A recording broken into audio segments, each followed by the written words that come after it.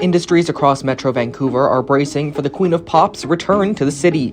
BC Ferries is planning ahead with an extra 22 sailings for Taylor Swift's weekend of concerts. All of the extra sailings will be between the Tsawwassen and Swartz Bay route over December 6th to 8th weekend. Travelers can already make reservations.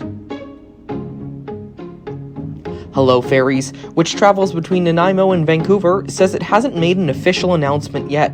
They say, however, that they will have late-night sailings. The company has previously scheduled special late-night sailings for Beyoncé, Guns N' Roses, and Vancouver Canucks games.